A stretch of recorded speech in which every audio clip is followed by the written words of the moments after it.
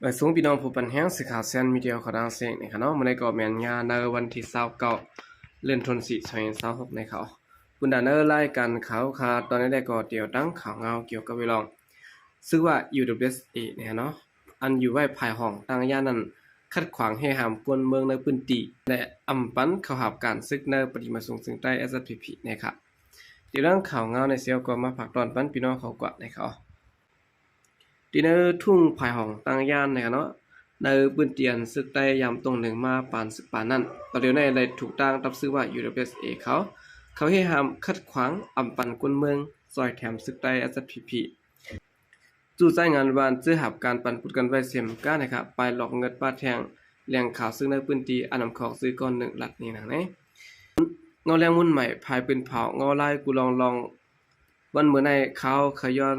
จอยต่างในปัน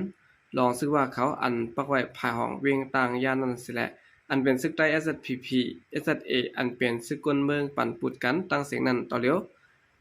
ภายซึ่งว่าอยู่ USA เขาห้ามตับไว้เสียอำปันมาตรงหนึ่งปั่นปุดกันในพื้นที่เขาเหยาะนะครับลองในวันที่22และในวันที่23เดือนธันวาคม2026ปนมาในอันเป็นผู้จัดการเจดอนเซเวียง SPP เลยห้องเอาอันเป็นซึกกลเมืองกูเอิงกูจุมกูวันเนาะห้องมาคอนจูกันเสเลยอ้างว่าเตขึ้นเมลืมหน้าการขึ้นวันในเสตากวยการไหลถูกภายซึกว่าเขาซ้ำหูข่าวอันตั้งและภาย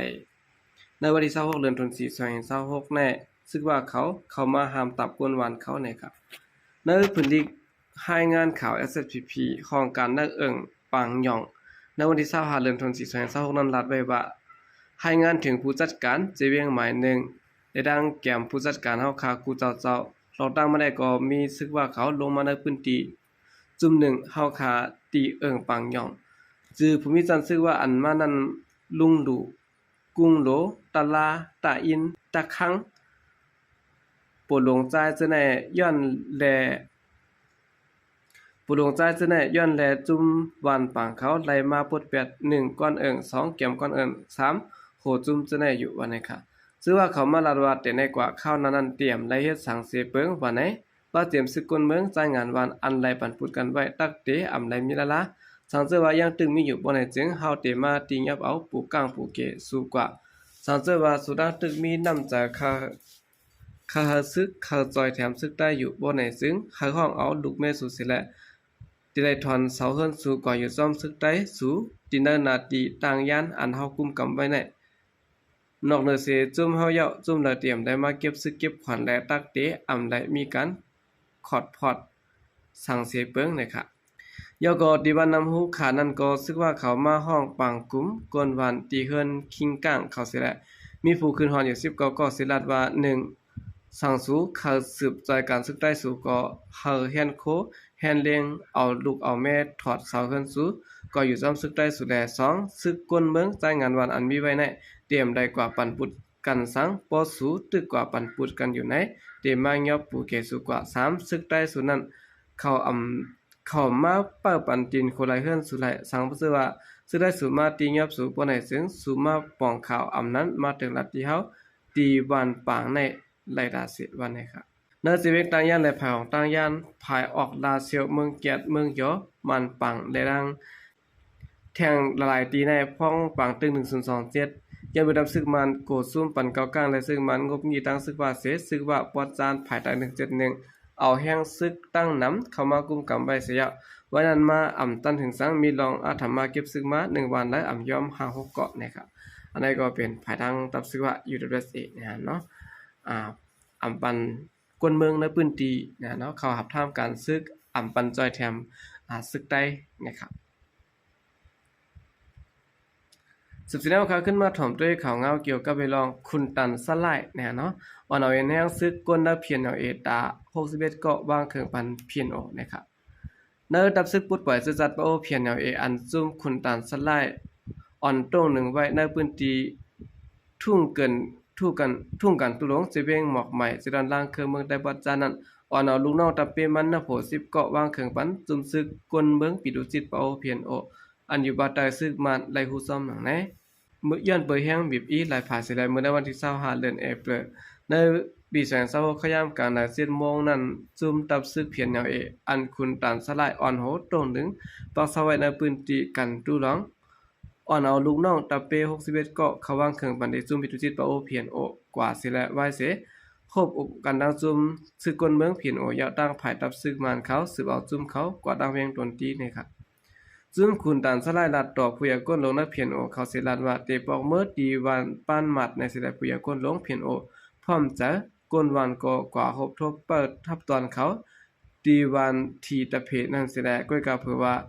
ตับเขาหอดเพียวดีวันป้านหมัดนั้นได้ถูกตั้งตับซึกเพียนโอได้ตั้งซึ่งมันเขาห้องเอาซุ่มเขากว่าจัดบางเกี่ยววางเครื่องที่ได้เวียงตนที่นั้นกำเดียวนะครับพ้องสองภายโอกันนั้นในหัวจุ่มปิดุจิตปะโอเพียนโอเขามีคอนไล่จากกันว่าเตรียมตียอบจุ่มเขาในเสและได้อยู่เศร้ากว่าตีวันปั้นมัดในเสตะที่ได้มันได้ซ้ำขึ้นตียอบจุ่มเขากว่าตีในเวียงตนตีในเขาคุณดันสลายในก่อนนั้นนะนำมาปักเศร้าไว้ตีวันปั้นมัดเสละเหตุการณ์ศาสนาและการเจอเคลื่อนในเสตะก้อยกะเมื่อปังตึกเพียนโอตั้งเพียนเอาไปเปลี่ยนนั้นมันใจอ่อนดุกจุ่มมาเข้าโฮมหอมและจุ่มเพียนโอได้ฮู้ซ้ำหนังไหนเครื่องกองกลางอันจุ่มคุณต่างสลายว่างปานนั้นได้ก็เป็นกองอ่อน27แล้วกองปอดปิสโต3เล่าได้หมากป้อม11ลูกหมากเหยียบเส้นหยา2ลูกและหมากเหยียบเส้นเล็ก1ลูกจากลาด1ลูกซะแน่นะครับบางเกี่ยวว่างเครื่องกองกลางในไรจัดเฮ็ดกว่าตีเงางุนตึงซึกวันออกเวงตนตีในวันที่20เดือนเอเปนะครับคุณดันสลายได้ร่างจุ่มมันเข้าห่มและจุ่มซึกปิรุสิตปะโอเพียนโอเมื่อปี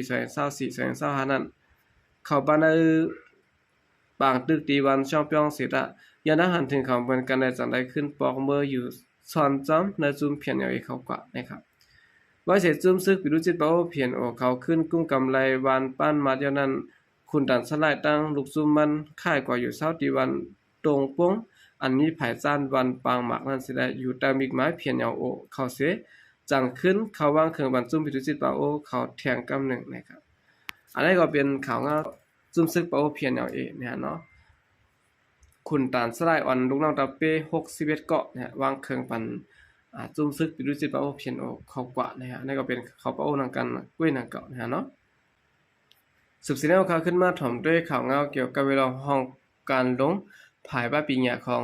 CZนะครับและจะเฮ็ดปางลงการสอนโรงเรียนปกป้องนำกัดครูจุดที่3นะครับในวันที่26เดือนธันวาคม2026ในคณะห้องการลงภายป้ายปีเนี่ยของสิวขึ้นจึงใต้CZและจะเฮ็ดปางลงการสอนโรงเรียนปกป้องนำกัดครูจุดที่3เฮ็ดกว่าที่โรงเรียนจันทร์สูงดอยตะแรงมีครูสอนหมอสอนลูกเรียนแขกผู้ใหญ่ก้นลงและผู้มีบุญพรขึ้นฮอดตั้งนำอยู่นะครับเขายาม9:00 นแต่ปิดปางเกี่ยวกับสิและเจ้าหานเตวิงแน่นอนเป็นผู้นางจึงหมอกลัดข้อความกว่าว่าลูกเรียนเฮาลูกออทิซันเพราะว่าเป็นลูกหวานก้นเมืองขามหยับผึดไว้การงานมาสู่กันสิและเฮ็ดเรียนรู้เอานำกัดต่างหูต่างหมอตามมื้อสอนปันลูกหลานอันกึดไว้แทงตั้งนำนั้นเลี้ยวกุงหมุนสู่เจ้ากูก็และดังจรณะกูปงสอนกูเจ้าอันไว้ใจยาวเสียและพึกสอนปันลูกหลานเจื้อจัดไต้เฮามีนำกัดเปลี่ยนผู้อ่อนโห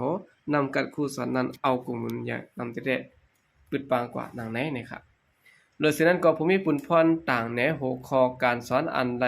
สอนเรียนยาวสิและมีการยินมอบปันเว้าโฮมจมลูกเรียน